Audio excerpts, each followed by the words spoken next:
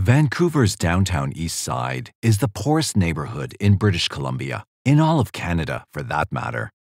No other slum or ghetto in the country matches the squalor of this 10-block urban wasteland, with its rundown hotels and pawnshops, stained and fractured sidewalks, gutters, and alleyways littered with garbage, used condoms, and discarded hypodermic needles. Downtown Eastside has another name as well, used commonly by residents and the police who clean up after them. They call the district Low Track, and it fits. Low Track is Vancouver's Skid Row. Its cold heart is the intersection of Main and Hastings, nicknamed Pain and Wastings by the denizens who know it best.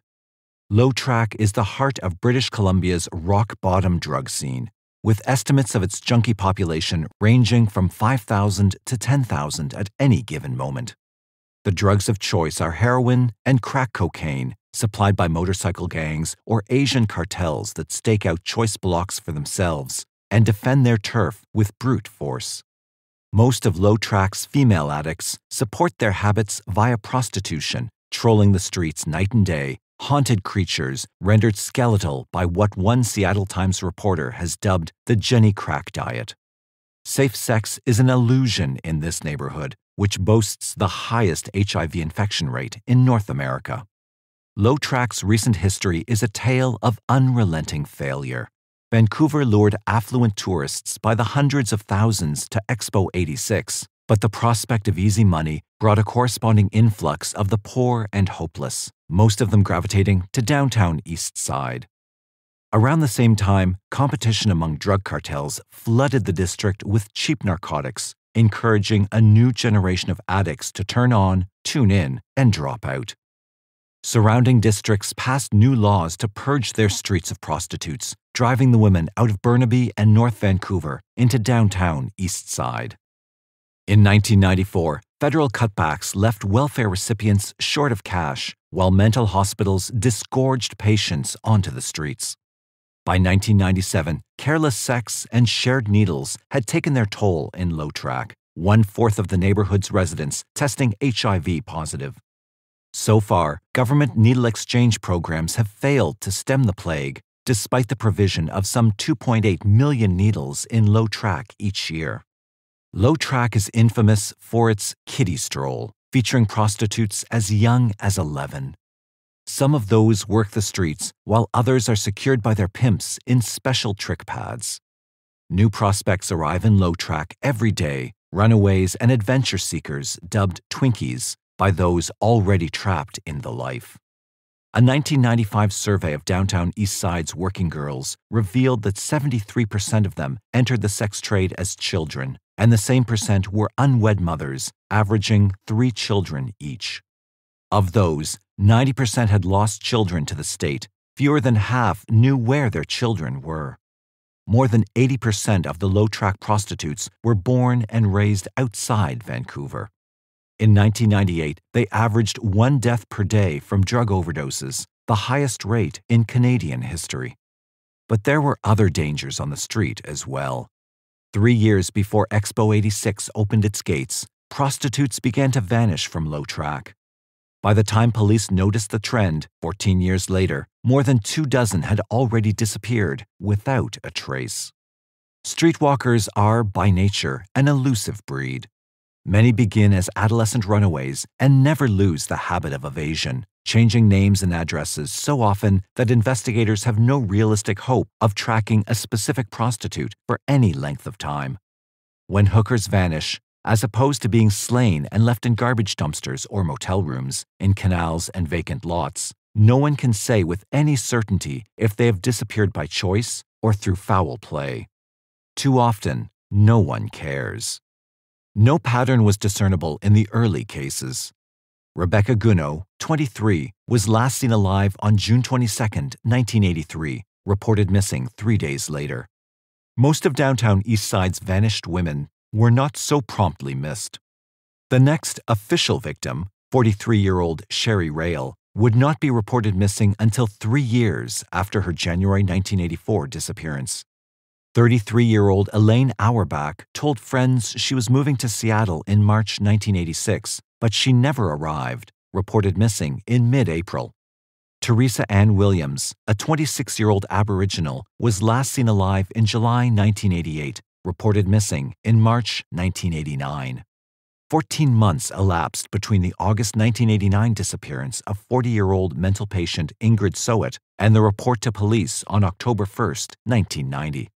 The first Black victim, Kathleen Watley, was 39 years old when she vanished in June 1992, reported missing on the 29th of that month. The unknown predator took a 3-year vacation before claiming 47-year-old Catherine Gonzalez in March 1995, her disappearance reported to authorities on February 9, 1996.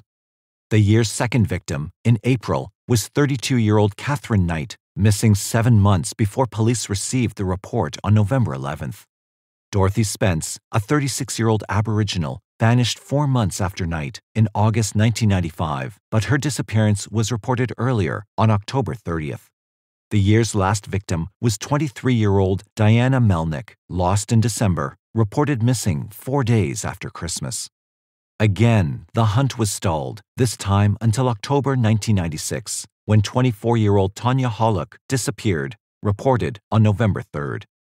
Olivia Williams rated less concern at age 22, her December 1996 disappearance ignored until July 4, 1997. Stephanie Lane, the youngest victim so far at age 20, was hospitalized for an episode of drug psychosis on March 10, 1997. Released the following day, she was last seen alive at the Patricia Hotel on Hastings Street. Janet Henry survived a near miss with serial killer Clifford Olson in the 1980s, drugged but spared by Olson for unknown reasons. Yet, she wound up in low track a decade later and met another predator. Henry was reported missing on June 28, 1997, 2 days after her last contact with relatives. August 1997 was the most lethal month to date. 3 women lost, although police would not learn of those cases for more than a year. Marnie Frey, age 25, was not reported missing until September 4, 1998. 19 days later, on September 23rd, the first missing person report was filed on 32-year-old Helen Hallmark. Jacqueline Murdoch, 28, was not reported missing until October 3, 1998. Detectives still have no idea exactly when or where the women vanished. The next official victim, 33-year-old Cindy Beck, dropped out of sight in September 1997, but her disappearance was reported on April 30, 1998, 4 months before the first of August's missing women. Andrea Borehaven's friends recall that she never had an address and just bounced off the walls. She vanished sometime during 1997, they believe, but no one bothered to inform police until May 18, 1999. 39-year-old Keri Koski was popular. By contrast, she disappeared in January 1998 and was reported missing on the 29th of that month. 4 more women would vanish before Vancouver police took an interest in the case. Jacqueline McDonnell, 23, disappeared in mid-January 1998, officially reported missing on February 22, 1999. Inga Hall, age 46 or 47, was last seen alive in February 1993, her disappearance logged with remarkable celerity on March 3rd. 29-year-old Sarah Jane DeVries was last seen alive on April 14, 1998, reported missing by friends the same day. She left behind a diary filled with observations on a stunted life, including this: "I think my hate is going to be my destruction, my executioner." Sheila Egan, a prostitute since age 15, vanished at 20 in July 1998, reported on August 5th. As that lethal summer waned, detectives in Vancouver were about to have a nightmare thrust upon them. It continues to the present day, and only time will tell if it will ever be resolved. The official search for Vancouver's missing women began in September 1998, after an Aboriginal group sent police a list of victims allegedly murdered in downtown Eastside, with a demand for a thorough investigation. Authorities examined the list and pronounced it flawed. Some of the victims had died from disease or drug overdoses. Others had left Vancouver and were found alive. But Detective Dave Dixon was intrigued by the complaint and launched his own inquiry, drawing up a list of low-track women who had simply disappeared without a trace. There were enough names on that second list to worry Dixon and inspire his superiors to create an investigative task force. The 4-year search for answers had begun. Vancouver police began their review with 40 unsolved disappearances of local women dating back to 1971. The lost came from all walks of life and all parts of Vancouver, but the search for a pattern narrowed the roster to 16 low-track prostitutes reported missing since 1995. By the time detectives made their first arrest in the case, that list would grow to include 54 women vanished between 1983 and 2001, with 85 investigators assigned to the case. But in the early stages of the search, police were busy trying to decide if they had a serial killer at large in Vancouver. One who thought so was Inspector Kim Rossmo, creator of a geographic profiling technique designed to map unsolved crimes and highlight any pattern or criminal signature overlooked by detectives assigned to individual cases. In May 1999, Rossmo reported an unusual concentration of disappearances in downtown Eastside. But police dismissed the notion in their public statements, insisting that the vanished women might have left Vancouver voluntarily in search of greener streets. Inspector Gary Greer advised the press, "We're in no way saying that there is a serial murderer out there. We're in no way saying that all these people missing are dead. We're not saying any of that." Rossmo, meanwhile, stood by his theory and resigned from the force after receiving a punitive demotion. His subsequent lawsuit against Vancouver PD was dismissed.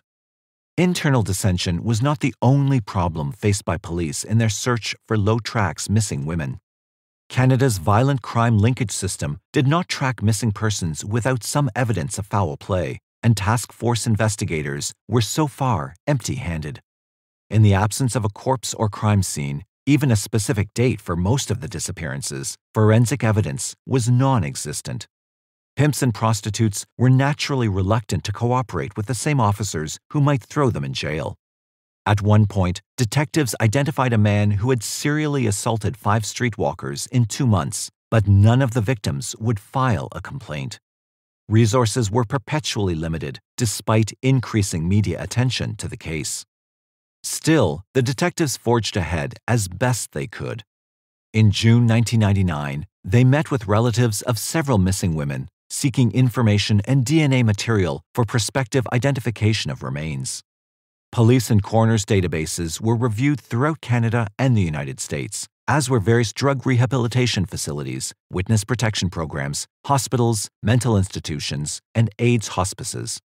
Burial records at Glenhaven Cemetery were examined, going back to 1978. Grim news came from Edmonton, Alberta, where police had logged 12 unsolved prostitute murders between 1986 and 1993. Closer to home, 4 hookers had been killed and dumped around Agassiz in 1995 and 1996, but none of them were from the low-track missing list. The search went on, each new day reminding officers that they were literally clueless, chasing shadows in the dark. 4 more prostitutes vanished from downtown Eastside while the task force was compiling data in the last 3 months of 1998. Julie Young, aged 31, was last seen alive in October, finally reported missing on June 1, 1999. Angela Jardine, a 28-year-old addict with the mental capacity of a 10-year-old child, had been working low-track streets for 8 years when she vanished in November 1998. Her disappearance reported on December 6. Michelle Gurney, aged 30, dropped out of sight in December, reported missing 3 days before Christmas. 20-year-old Marcella Creason got out of jail on December 27, 1998, but never returned to the apartment where her mother and boyfriend were preparing a belated Christmas dinner. Police learned of her disappearance on January 11, 1999. Not every woman on the missing list was gone forever, though. Between September 1999 and March 2002, 5 of the lost were found, dead or alive, and thus were deleted from the roster of presumed kidnap victims. The first to vanish had been Patricia Gay Perkins, 22 years old when she abandoned low-track and a 1-year-old son in an effort to save her own life. An incredible 18 years elapsed before she was reported missing to police in 1996. Another 3 years passed before she saw her name on a published list of Vancouver's missing hookers on December 15, 1999, and telephoned from Ontario to tell police she was alive, drug-free, and living well. Another survivor, also discovered in December 1999, was 50-year-old Roseanne Jensen. She had dropped out of sight in October 1991 and was reported missing a short time later, added to the official missing roster when Vancouver's task force organized in 1998. Police found her alive in Toronto while scanning a national healthcare database. Vancouver Constable Anne Drennan told reporters that Jensen had left downtown Eastside for personal reasons. It doesn't appear she knew she was being looked for. Relatives of Linda Jean Coombs twice reported her missing, in August 1994 and again in April 1999. Unknown to her family or police, Linda had died of a heroin overdose on February 15, 1994, her body delivered to Vancouver's morgue without identification. Her mother viewed a photo of the Jane Doe corpse in 1995, but could not recognize her own child, wasted by narcotics, malnutrition, and disease. Identification was finally made in September 1999 via a comparison of DNA material submitted by the family, and another name was removed from the official victims list. A similar solution removed Karen Ann Smith from the roster. Reported missing on April 27, 1999, she had in fact died on February 13, 1999, at the University of Alberta Hospital in Edmonton. The cause of death was listed as heart failure related to hepatitis C. Once again, DNA contributed to the belated identification. Another low-track prostitute, 24-year-old Ann Woolsey, was reported missing by her mother on January 1, 1997, though the actual date of her disappearance was anyone's guess. 5 years later, in March 2002, Woolsey's father called from Montreal to tell police his daughter was alive and well. Estranged from his ex-wife by a bitter divorce, Woolsey's father, like Anne herself, had been unaware of the police report filed in Vancouver until a suspect's arrest renewed media interest in the case. 5 out of 54 deleted from the list of vanished women, but their slots never remained empty for long. There were always new victims, it seemed, but where had they gone? Police are never entirely without suspects when prostitutes are victimized. In fact, a more common problem is too many suspects, with streetwalkers often unwilling to file charges or testify at trial. So it was in Vancouver, as the task force began logging names and descriptions of potential predators. One whom the detectives considered was 36-year-old Michael Leopold, arrested in 1996 for assaulting a low-track streetwalker, beating her, and trying to force a rubber ball down her throat. A passerby heard the girl's screams and frightened Leopold away, but he surrendered to police 3 days later. Granted, he had been in custody since then, held in lieu of bond while he awaited trial, but with disappearances dating back to the mid-1980s, any sadist with a propensity for attacking hookers rated a closer look. Leopold regaled a court-appointed psychiatrist with his fantasies of kidnapping and murdering prostitutes, but he insisted that the 1996 assault had been his only foray into real-life action. Task force investigators ultimately absolved Leopold of any involvement in the disappearances, but he had a rude surprise in store at his trial in August 2000.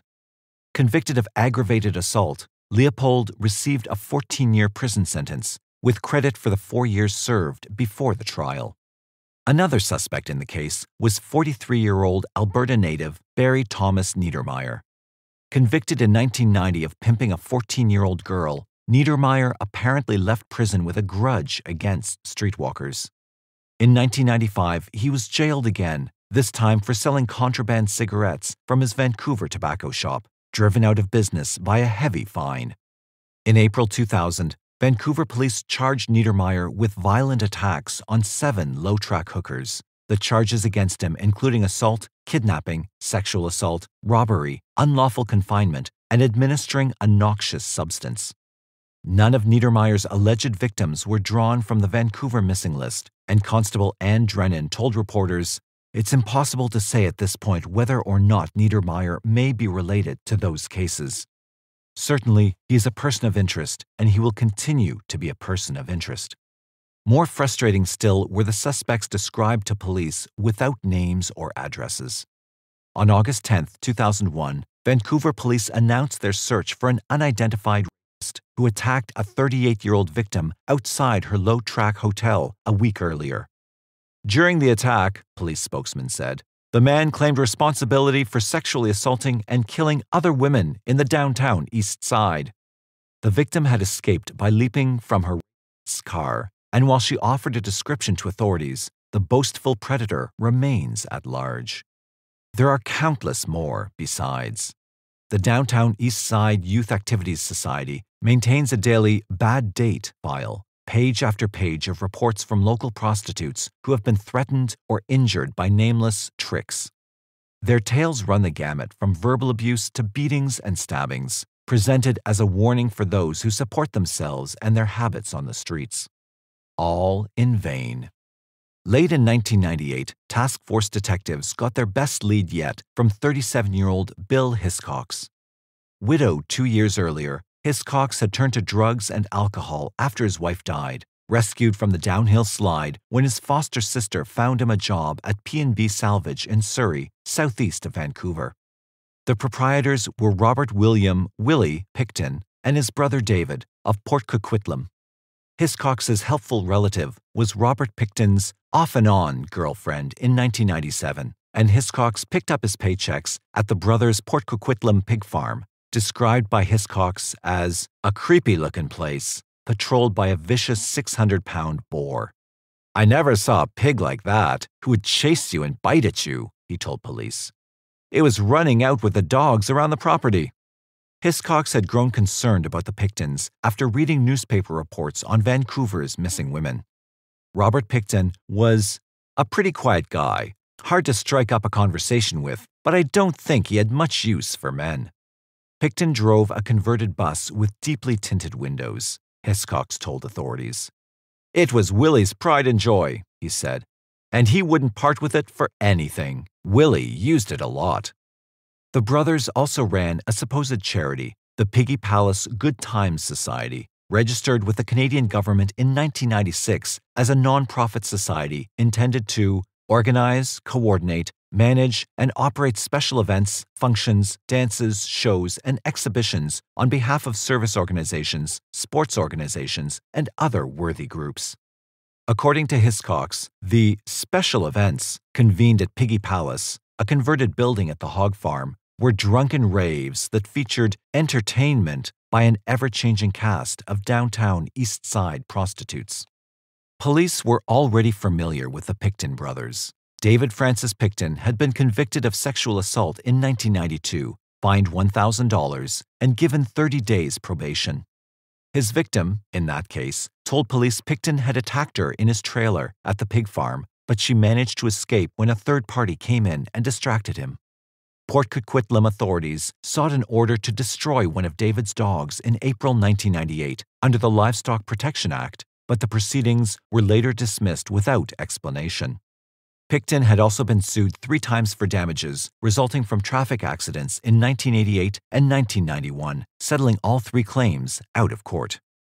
Soon after Piggy Palace opened, the Pickton brothers and their sister, Linda Louise Wright, found themselves in court again, sued by Port Coquitlam officials for allegedly violating city zoning ordinances. According to the complaint, their property was zoned for agricultural use, but they had altered a large farm building on the land for the purpose of holding dances, concerts, and other recreations that sometimes drew as many as 1,800 persons.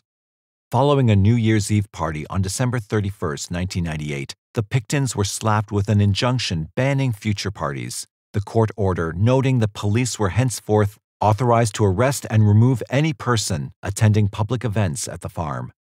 The society finally lost its nonprofit status in January 2000 for failure to provide mandatory financial statements. Other charges filed against Robert Pickton were more serious. In March 1997, he was charged with the attempted murder of a drug-addicted prostitute, Wendy Lynn Eistetter, whom he stabbed several times in a wild melee at the pig farm.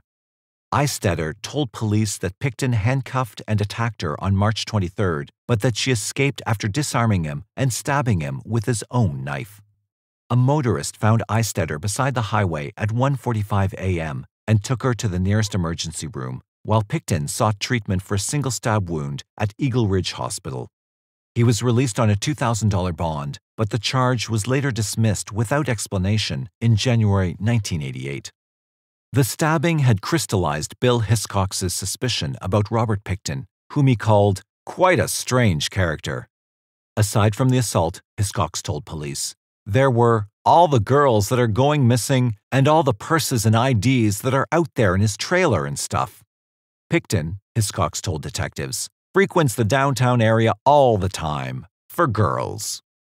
Police recorded Hiscox's statement, and a detective accompanied him to the pig farm, afterward vowing to push the higher-ups all the way to the top to investigate. Subsequent press reports indicate that the farm was searched 3 times, apparently without result. The brothers would remain on file, persons of interest to the inquiry, but no surveillance would be mounted on the farm. Back in Vancouver, meanwhile, the list of missing women grew longer, with no end in sight. As a new millennium dawned in Vancouver, the task force investigation had expanded to include more than 3 times the number of missing women initially listed in 1998. Some of the new presumed victims had been missing since the mid-1980s, their disappearance recognized only now, while others continued to vanish from low track with the search still in progress. Warnings and surveillance went for nothing, it seemed, as the women dropped out of sight. From the 80s, police now listed presumed kidnap victims Lee Minor, last seen in December 1984, and Laura Ma, whose date of disappearance was listed simply as 1985. Details were equally lacking for vanished Nancy Clark in 1991, Elsie Sebastian in 1992, and 17-year-old Angela Arsenault in 1994. Detectives had a month for Frances Young, April 1996, but no other details were available concerning the 38-year-old woman's final days. Police acknowledged the disappearance of 3 more women in 1997, bringing that lethal year's total to 9, but evidence remained elusive. One of the 3, 52-year-old Maria La Liberté, had made her last known appearance in Low Track on New Year's Day, but victims Cindy Felix and Sherry Irving proved less accommodating, their movements so erratic that police could not pinpoint the season of their disappearances, much less specific dates. And so it went. 37-year-old Ruby Hardy vanished sometime in 1998, but she was not reported missing until March 27, 2002. Wendy Crawford, Jennifer Firminger, and Georgina Papin all disappeared in 1999, ignored until police listed their names in March 2000. A month later, on April 25, 2000, detectives acknowledged the February 1999 disappearance of 32-year-old Brenda Wolfe. Tiffany Drew, age 27, vanished on December 31, 1999, but she would not make the list for another 2 years, reported missing on February 8, 2002. At times, it seemed a hopeless cause, but Vancouver police persevered. Slowly, publicity began to make a difference, if only in the speed with which new missing persons were reported. Dawn Cray, 42, was last seen alive on November 1, 2000, reported missing on December 11th. 43-year-old Deborah Lynn Jones vanished on December 21, 2000, her disappearance logged on Christmas Day. Police stalled unaccountably on listing Patricia Johnson, last seen alive on February 27, 2001, but 34-year-old Yvonne Bone was listed on March 21, 2001, only 5 days after she vanished. Heather Bottomley, a 24-year-old described in Vancouver police reports as a violent suicide risk, held the record, reportedly missing the same day she vanished on April 17, 2001. Heather Chinnock disappeared that same month, followed by Angela Josbury in June and Serena Abbotsway in July. 34-year-old Diane Rock vanished on October 19, 2001, reported missing on December 13th. Mona Wilson, 26, was last seen alive on November 23, 2001, added to the list a week later. Whatever progress detectives had made in tracking disappearances, the killer, if indeed there was a killer, seemed to have grown more brazen, striking at a pace unrivaled since the disappearances began. Police, for their part, could only watch and wait for their faceless quarry to make a mistake that would finally place him within their grasp. Because the downtown Eastside disappearances spanned nearly 2 decades, Vancouver police had to consider the possibility that some sexual predator identified with other crimes might be responsible for some of the earlier cases. Unfortunately, in British Columbia and the Pacific Northwest generally, there was no shortage of serial killers competing for attention. First among equals in that respect was Seattle's elusive Green River Killer, blamed for the death or disappearance of 49 women, mostly prostitutes or runaways, between January 1982 and April 1984. The Riverman was also suspected of 40-plus slayings in neighboring Snohomish County, but his murder spree had ended with a whimper, leaving the police and FBI profilers wringing their hands in frustration. Finally, on November 30, 2001, DNA evidence led to the arrest of 52-year-old Gary Leon Ridgway, charged with murder in 4 of the Green River slayings. Vancouver police acknowledged reports that Ridgway had visited their city, but no evidence surfaced connecting him to Low-Track's missing women. Another long-shot candidate was Dayton Leroy Rogers, a sadistic foot fetishist dubbed the Molalla Forest Killer, who began stalking prostitutes around Portland, Oregon in January 1987. By August of that year, he had claimed 8 lives and injured 27 other victims, identified after he carelessly performed his last killing before multiple witnesses. Incarcerated since August 7, 1987, Rogers was examined and finally rejected as a possible suspect in the Vancouver abductions listed before that date. A serial killer we covered not long ago, Keith Hunter Jesperson, was a British Columbia native, born in 1956, who washed out of training for the Royal Canadian Mounted Police after an injury left him unfit for active duty.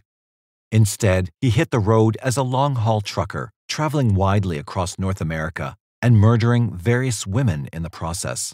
Nicknamed the Happy Face Killer for the smiling cartoon signature on letters he sent to police, Jesperson was jailed for a Washington murder in March 1995. At one point, he claimed 160 slayings, describing his female victims as piles of garbage dumped on the roadside. And while he later recanted those statements, convictions in Washington and Wyoming removed him permanently from circulation. Once again, however, no link could be found between Happy Face and the vanished Low-Track hookers. Other prospects were considered and rejected in their turn. George Waterfield Russell, sentenced to life imprisonment for the murders of 3 Bellevue, Washington women in 1990, was discounted because he enjoyed posing his mutilated victims, putting them on display after he slaughtered them in their own homes. Robert Yates, convicted in October 2000 of killing 13 prostitutes around Spokane, Washington, suspected of 2 more murders in a neighboring county, could not be placed in Vancouver for any of the local disappearances. John Eric Armstrong, a U.S. Navy veteran arrested in April 2000, confessed to slaying 30 women around the world, but his statements excluded Vancouver and no evidence was found to contradict him. In Vancouver itself, police cast an eye on twice-convicted Ronald Richard McCauley. Sentenced to 17 years in prison on his first conviction in 1982, McCauley was paroled on September 14, 1994. A year later, in September 1995, he was charged with another assault, convicted, and returned to prison in 1996. While never formally charged with murder, he is described by police as their prime suspect in the slayings of 4 Low-Track prostitutes killed in 1995 and early 1996. 3 of the victims were dumped between Agassiz and Mission, where McCauley resided. The 4th was found on Mount Seymour in North Vancouver. Besides those cases, in January 1997, Vancouver police declared McCauley a suspect in the 1995 disappearances of Catherine Gonzalez, Catherine Knight, and Dorothy Spence. No charges were forthcoming, however, and McCauley was forgotten 4 years later as the spotlight focused on another suspect. This one, too, would be familiar to detectives from the early days of the investigation, and their belated reconsideration would cause no end of grief for the authorities. Vancouver residents were unprepared for the announcement when it came on February 2, 2002. That morning, Vancouver Constable Catherine Galliford told reporters that searchers were scouring the Pickton pig farm and adjacent property in Port Coquitlam, first examined back in 1997. "I can tell you a search is being conducted on that property, and the search is being executed by the Missing Women Task Force," she reported. Robert Pickton was already in custody, jailed on a charge of possessing illegal firearms. Bailed out on that charge, he was arrested once more on February 22nd, this time facing 2 counts of first-degree murder. Authorities identified the victims as Serena Abbotsway and Mona Wilson. Pickton professed to be shocked by the charges, but relatives of the victims were equally agitated, noting that both women vanished 3 years after Piggy Palace was identified as a potential murder scene. On March 8th, investigators declared that DNA recovered from the farm had been conclusively identified as Abbotsway's. A month later, on April 3rd, Pickton was charged with 3 more counts of murder, naming victims Jacqueline MacDonald, Heather Bottomley, and Diane Rock. A 6th murder charge, for Angela Josbury, was filed against Pickton 6 days later. As in the first 2 cases, all 4 victims had been slain since Bill Hiscox had fingered Pickton as a suspect in the low-track disappearances. May 22nd, a 7th first-degree murder charge was filed against Pickton when the remains of Brenda Wolfe were found on his farm. If Pickton was the low-track slayer, survivors asked, why had the searches of his property in 1997 and 1998 failed to uncover any evidence? More to the point, how could he abduct and murder additional victims between 1999 and 2001 when he should have been under police surveillance? Proclaiming his innocence on all charges, Pickton was scheduled for trial in November 2002, but detectives were not finished in their search at Piggy Palace. The full operation, they announced on March 21, 2002, might drag on for as much as a year. As for other victims and any further charges, they refused to speculate. No charges have been filed against David Pickton or any other suspect. Tabloid headlines screamed their verdict in Vancouver on the 10th of April 2002. 54 women fed to pigs. But were they? Suspect Robert Pickton, charged with 7 murders so far, was presumed innocent until proven guilty. His tentative trial date still 6 months away. Police searching his pig farm declared that they would not be finished with their work before spring of 2003. With the results from that search pending, the fate of 47 other missing women remained conjectural, and some critics suggested that the official list was only the tip of the iceberg. On February 13, 2002, 9 days before Pickton was slapped with his first murder charge, spokesman for Prostitution Alternatives Counseling Education claimed that 110 streetwalkers from British Columbia's Lower Mainland had been slain or kidnapped in the past 2 decades. Computer data obtained from the Royal Canadian Mounted Police placed the number even higher. 144 prostitutes murdered or missing with foul play suspected over the province at large. It may be comforting to think one human monster was responsible for all those crimes, at least within Vancouver, but was it a realistic hope? Before Pickton's indictment, detectives favored other theories. Some believed a long-haul trucker was disposing of Vancouver's prostitutes, while others thought the missing women had been lured aboard foreign cargo ships, gang-raped, and murdered by crewmen, then buried at sea. Still, others rejected the serial killer hypothesis until the very day of Pickton's arrest. The only thing certain about Vancouver's mystery at that point was its bitter divisiveness. Victoria attorney Denis Bernston announced on April 17, 2002, that he would file a multi-million-dollar class action suit against Robert Pickton, the Vancouver Police Department, and the Royal Canadian Mounted Police, seeking damages for relatives of the missing and murdered women. Bernston accused police of willful negligent action in the case, telling reporters, "Deaths may have been prevented. All these women were somebody's child. Someone loved them." Among surviving relatives, meanwhile, There was dissension over calls for a public inquiry into police handling of the 4-year investigation. Lynn Frey, the stepmother of missing Marnie Frey, told the press, "Everyone's fighting about lawyers, inquiries, or fundraising, yet none of that is going to bring our loved ones back." Several Aboriginal families complained of interference by Vancouver Police Department's Native Liaison Unit, allegedly telling them not to speak with journalists. Victim Helen Hallmark's mother defied the ban, declaring, "We need to meet among ourselves, and I'm tired of the Native Liaison Unit telling us what to do." In response to the perceived whitewash, Kathleen Hallmark announced plans to retain a partner of famed attorney Johnny Cochran and pursue her legal remedies in court. In the midst of so much tumult, Canadian musicians declared their intent to release a special song, "A Buried Heart," with proceeds from its sale directed toward the construction of a drug treatment and recovery center in downtown Eastside. Artists signed on for the project. The report included headliners Sarah McLachlan and Nelly Furtado, Colin James, Gord Downey, and John Wozniak. No site had been selected for the new facility.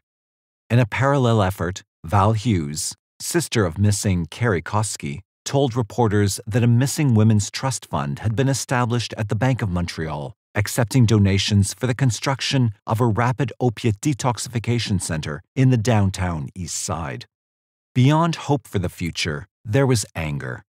Val Hughes supported the ongoing task force investigation, but she told the province, "Like all family members, I feel molten rage when it comes to the Vancouver City Police."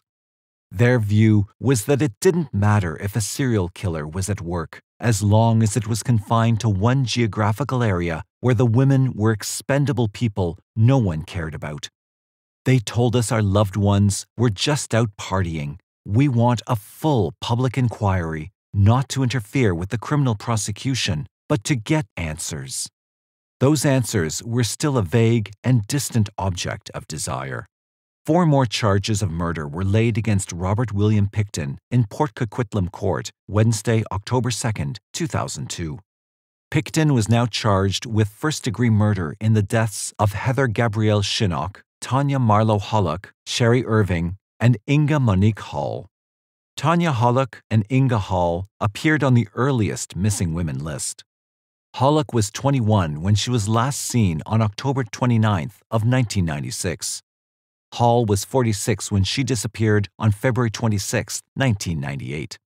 Sherry Irving was 23 when she disappeared 2 months after Hollock in December of 1996. Heather Shinnock was 31 when she vanished on April 15, 2001. This brought the total number of murder charges laid against Pickton to 15, all women from Vancouver's downtown East Side. The Missing Women's Task Force began searching the Pickton farm in Port Coquitlam in February. The number of women on the missing women list was 63. At a task force media briefing, RCMP Constable Kate Galliford said, "This case is now the largest serial killer investigation in Canadian history." In the fall of 1989, Marc Lepine shot 14 female students and a secretary at Montreal University's L'École Polytechnique and then shot himself. In 1982, Clifford Robert Olson pled guilty to killing 11 people in Greater Vancouver. More women victims were linked to the pig farm owned by 54-year-old Robert Pickton.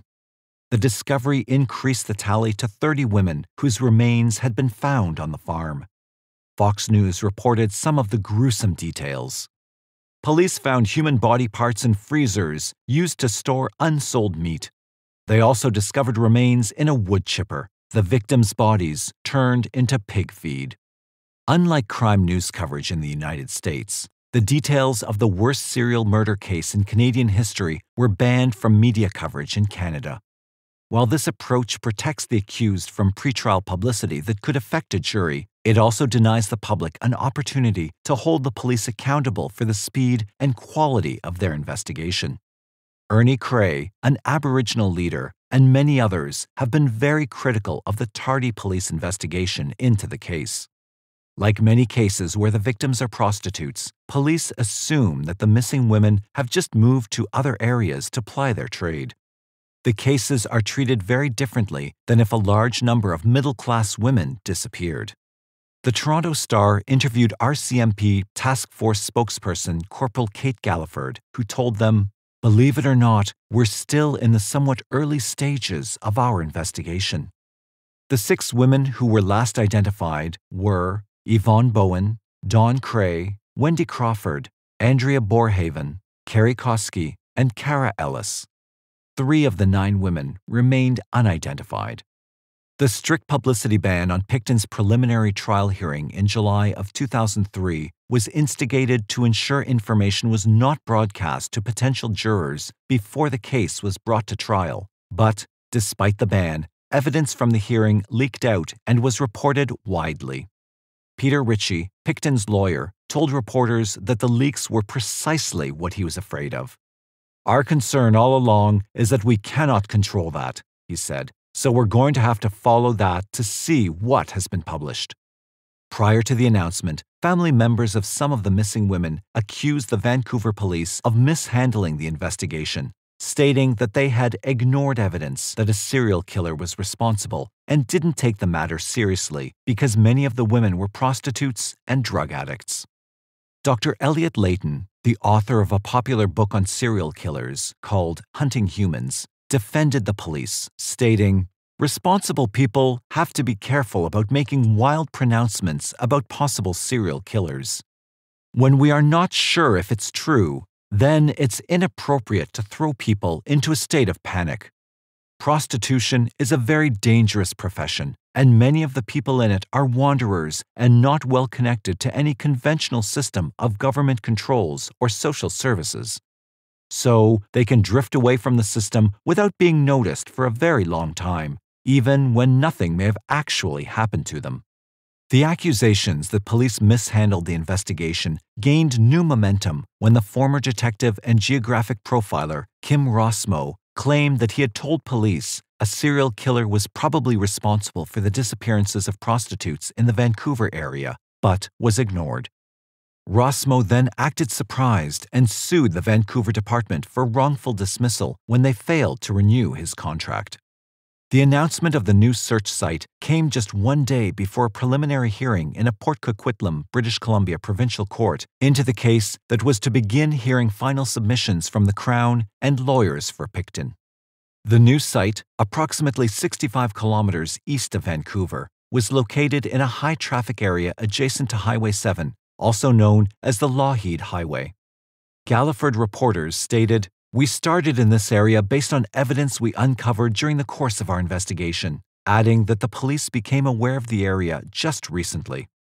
Some investigators from the Port Coquitlam farm would be searching the new site, plus an 8-member team of RCMP divers.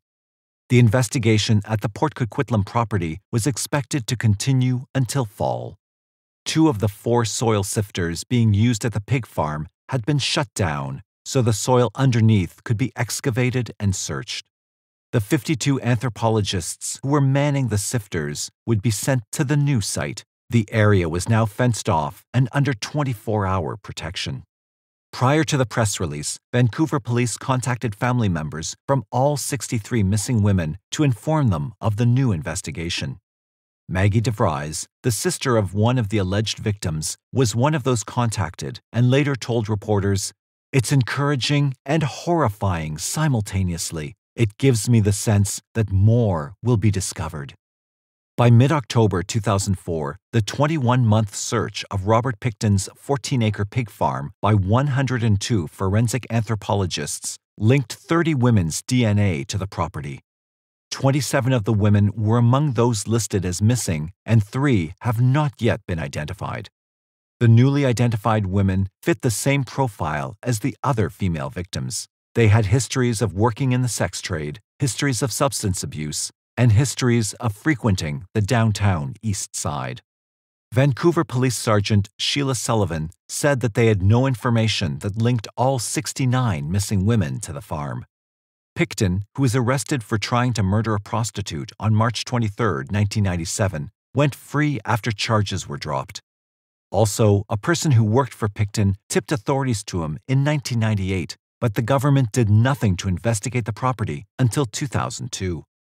Despite the wild parties that were held in the Piggy Palace on his property, Pickton was described by his friends as a quiet loner. Robert Pickton never drank or smoked, but simply dedicated his life to working on the property he and his brother and sister inherited when their parents died in the 1970s. They raised and slaughtered pigs. Robert Pickton and his brother David, who was convicted of sexual assault in 1992, operated a salvage business, but David had not been charged in the murders. In March 2004, British Columbia's provincial health officer, Dr. Perry Kendall, publicly released even more alarming news in relation to serial killer Robert Pickton. Kendall suggested that the human remains from some of Pickton's victims may have been mixed with pork meat and processed for human consumption. He was quoted in the article saying, "It's very disturbing to think about, but there is the possibility of some cross-contamination. But the degree of it, or when or how much, we really don't know." Pickton would often entice prostitutes to his farm, along with other guests. He was generous, cooking for them, handing out drugs, hosting wild, never-ending parties. Investigators feared that the food he was serving to his guests may have actually been the remains of some of his victims. The meat products from his farm were never distributed commercially, although some 40 friends and neighbors were given some of the meat for consumption. Kendall said, "Anyone who may still have frozen pork products from Pickton's farm to return those products to the police." The risk of any human disease being transmitted to those that have consumed the tainted meat was minimal. If the pork was cooked thoroughly, it's likely that any infectious agents present in the meat would be destroyed. Regardless, the possibility that they may have accidentally consumed human flesh had repulsed and enraged those who received meat products from Pickton. The trial was delayed. The reason for the delay was more than 10,000 pieces of evidence from the farm that still needed to be processed by investigators. Moreover, the state also needed more time to prepare its case against Pickton. The defense team, led by attorney Peter Ritchie, was already set to begin. It was expected that Pickton's trial would begin in early 2005. Because Canada does not have a death penalty, Pickton faced a number of consecutive life sentences if convicted. The Pickton proceedings in Canada have gone through several distinct stages, from interview transcripts to physical evidence analysis from several disciplines to victim profiles. RCMP officer Jack Mellis had described the blood evidence from a mattress in a mobile home on Pickton's pig farm. DNA testing matched it to Mona Wilson, whose head and hands were recovered from the farm grounds in 2002, 6 months after she'd gone missing. The skull of one victim linked to Pickton was found on the side of a road in British Columbia in 1995. Teams have covered the 17-acre farm to look for the most minute pieces of physical evidence, a bone, spots of blood, teeth, hair shafts, to find enough material for DNA analysis. They continued to excavate the ground to dig deep for evidence potentially buried years earlier.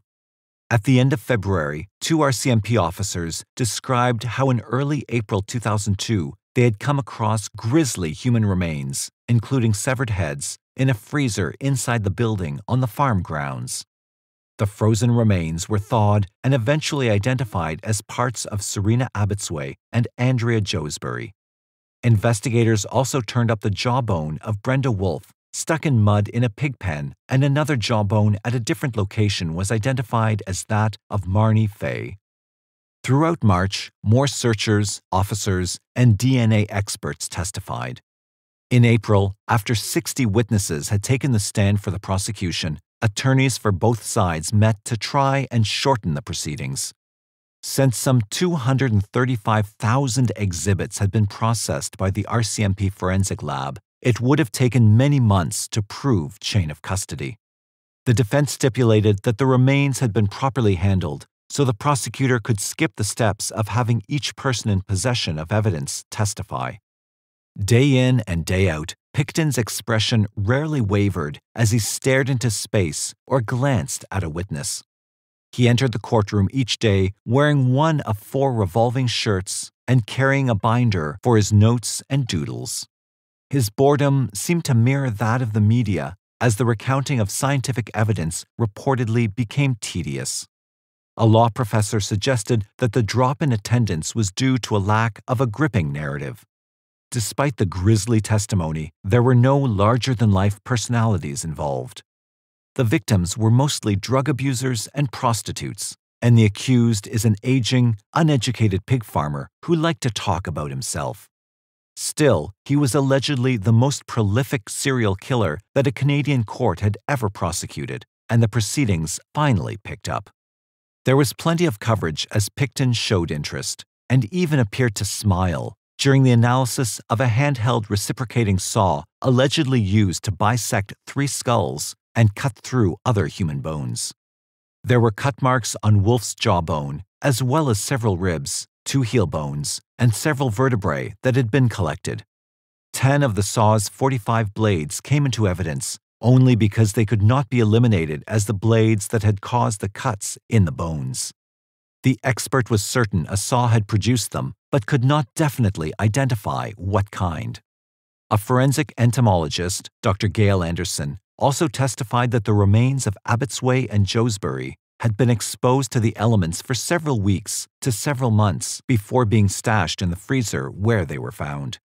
Insects apparently went into the buckets when the remains were picked up for storage, and their type and stage of development helped to scientifically establish a time frame.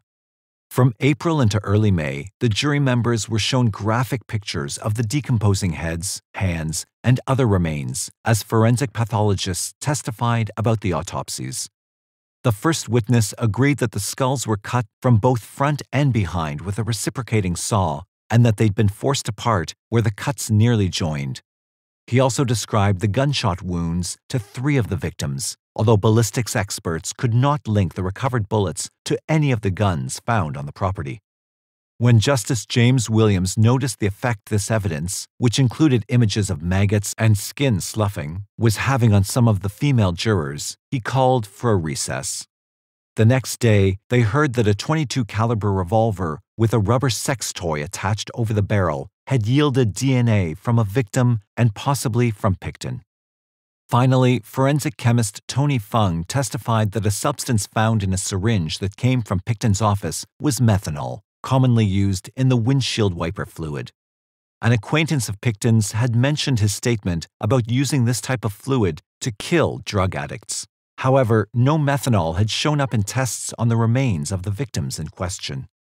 Traces of cocaine were found in all the tissue samples, along with methadone and diazepam, or Valium.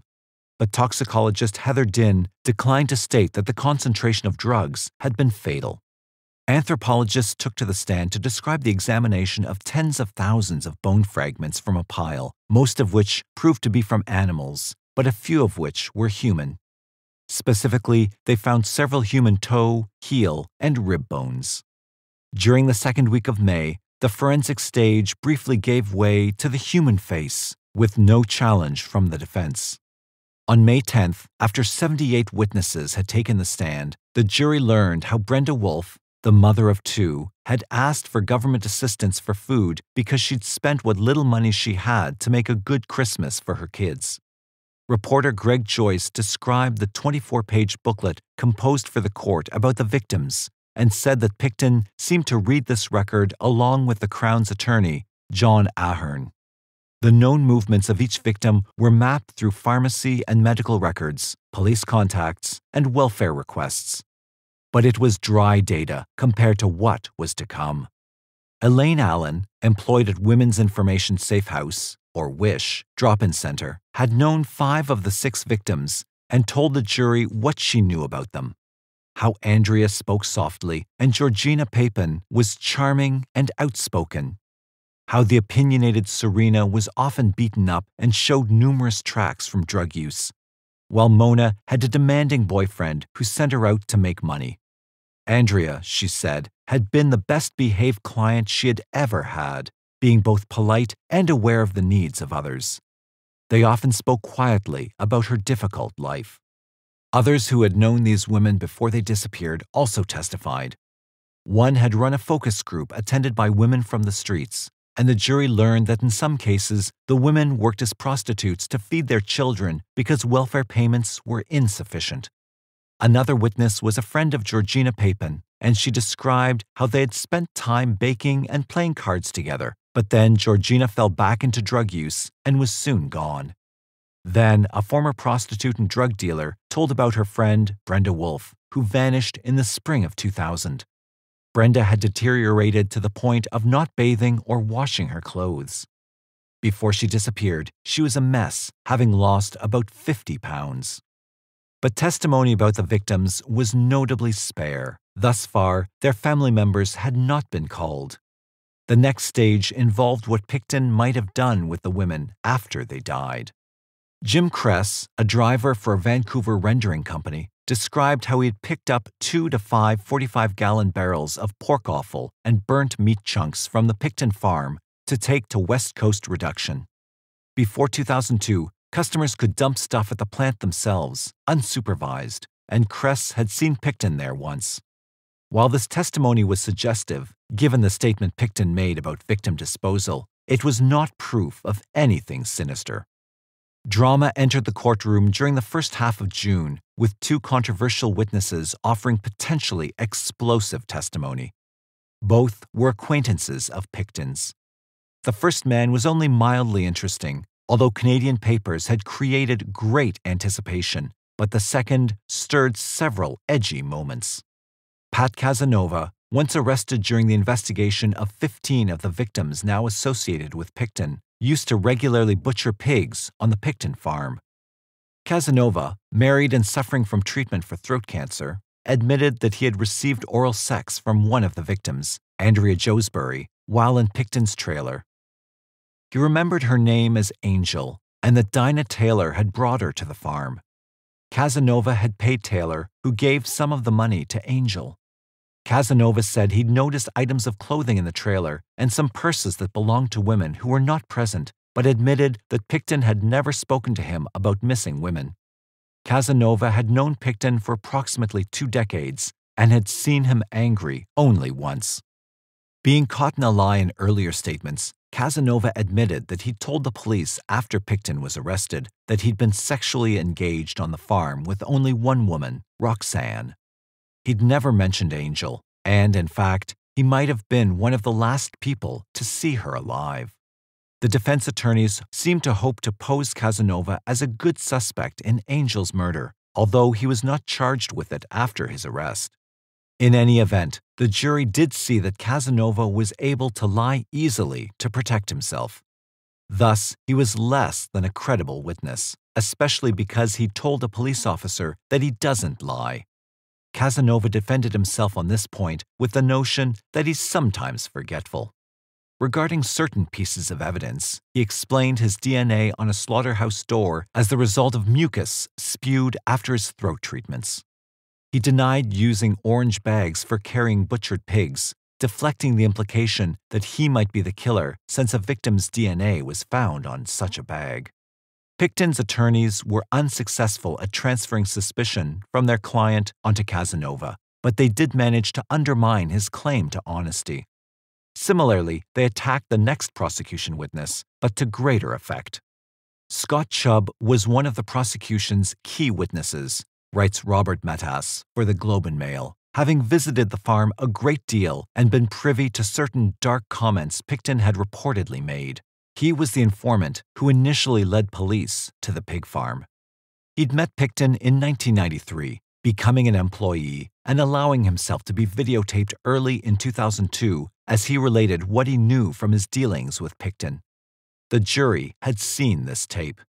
A police officer, Nathan Wells, had cultivated Chubb as an informant, paying him $1,450 altogether.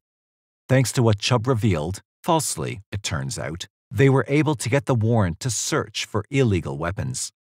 Wells said that, at the time, he was unaware that Pickton was a suspect in the disappearance of women from Eastside, Vancouver. He believed only that he was confiscating an illegal gun.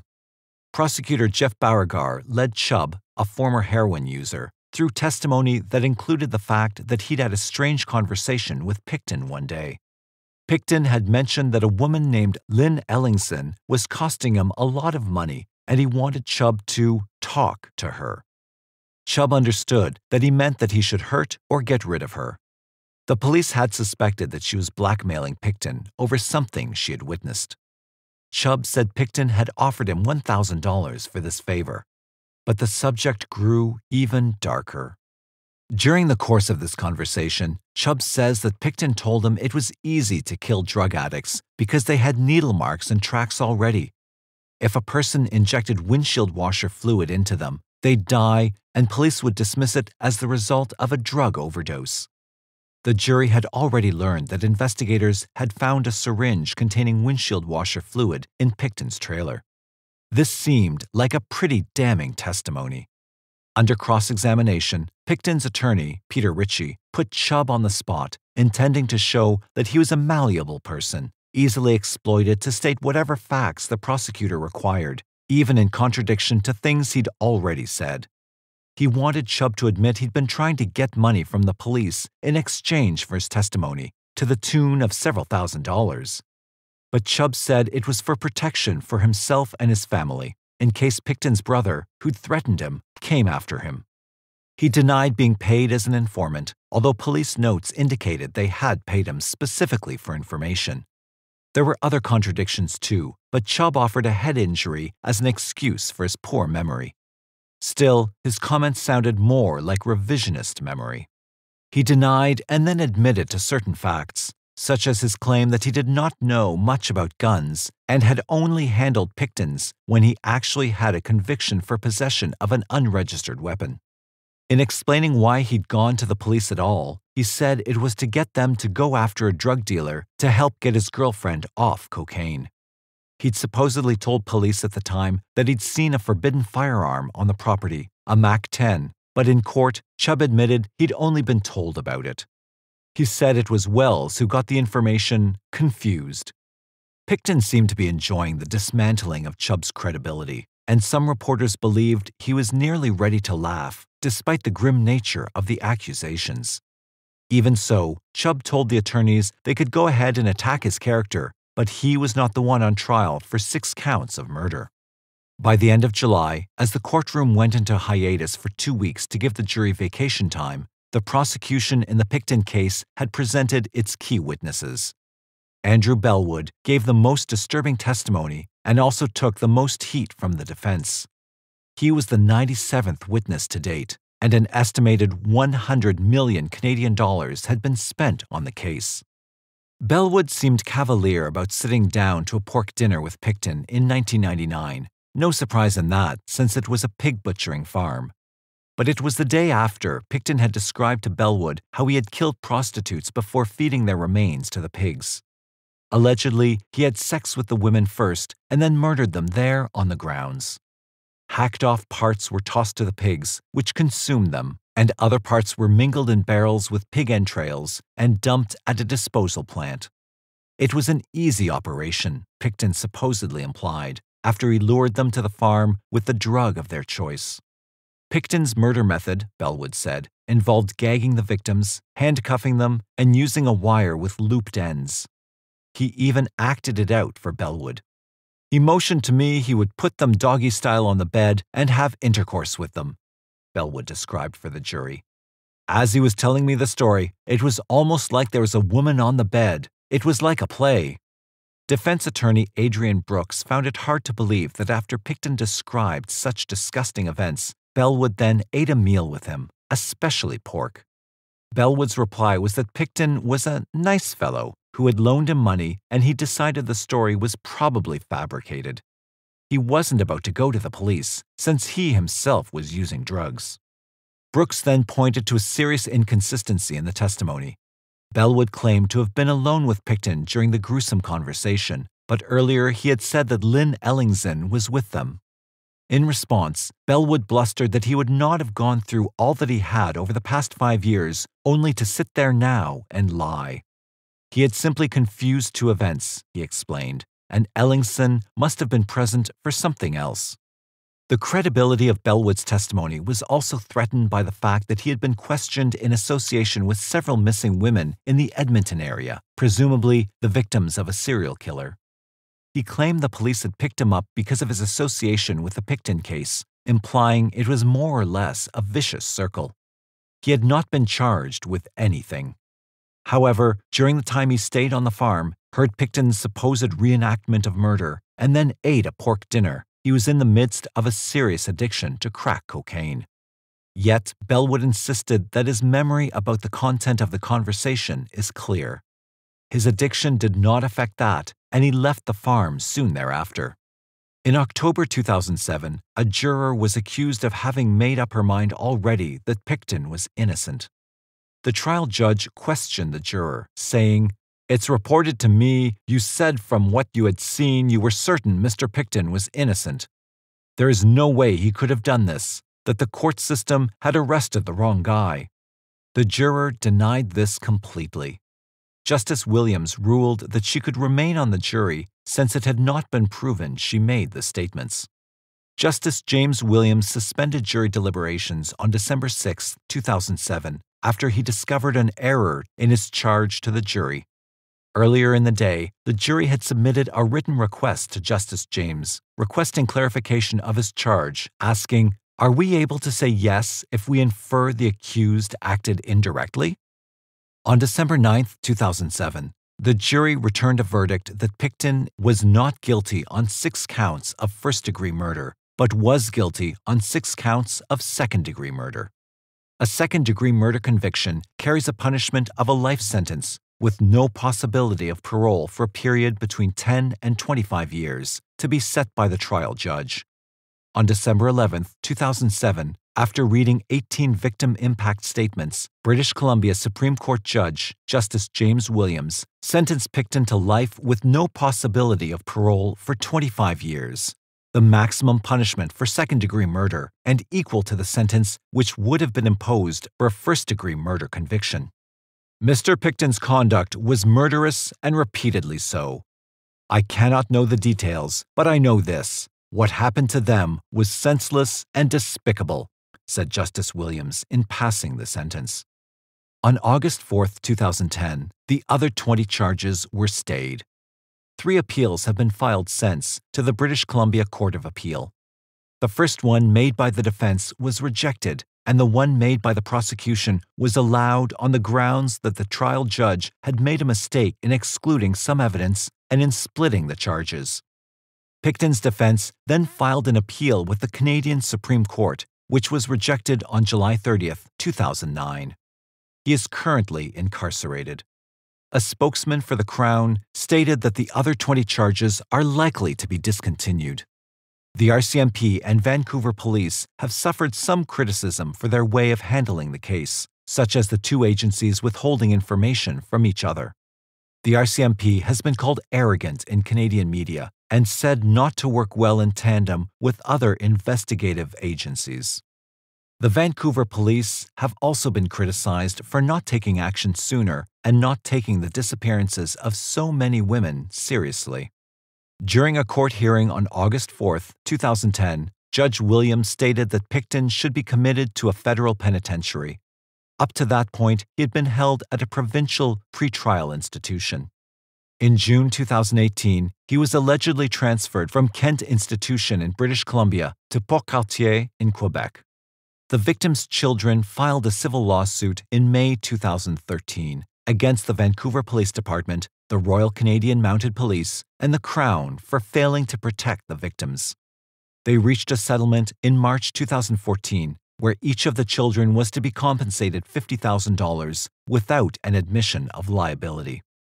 Pickton has confessed to 49 murders to an undercover agent from the Office of the Inspector General, who was posing as a cellmate.